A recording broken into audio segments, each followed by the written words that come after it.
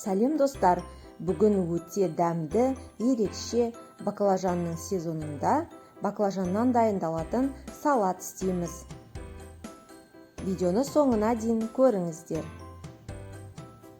Ол үшін бізге баклажан, помидор және сарымсақ, жұмыртқа қажет болады.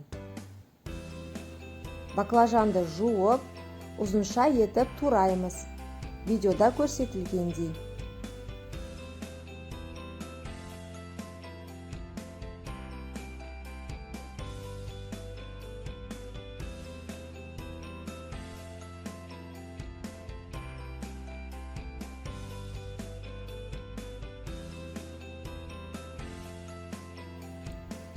Енді кляр дайындаймыз.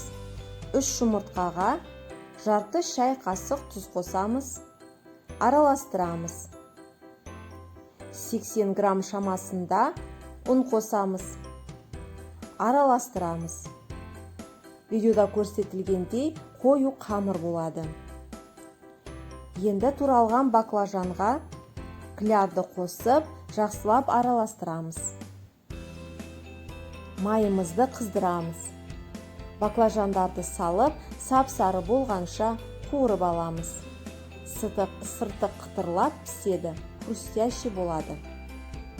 Осылай баклажандардың бәрін қуырып аламыз.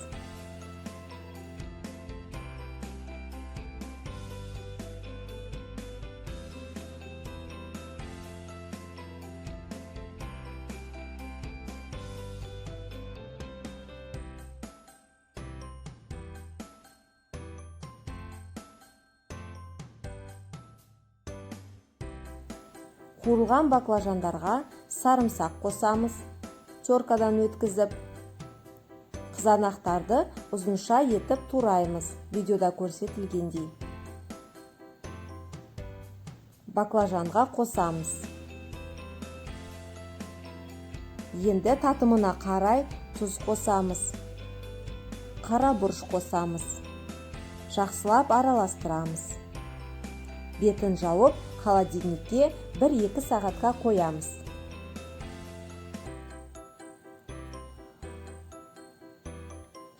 Егер ас көп болса, кинза қоссаңыздар болады. Біздің баклажан салатымыз дайын. Өте дәмді, ерекше болады. Майлы болмайды. Міндетті түрде жасап көріңіздер, кеңес беремін.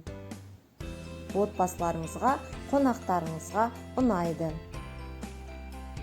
Менің видеом ұнаған болса, каналға жазылып, лайк басуды ұмытпаймыз. Назарларыңызға рахмет.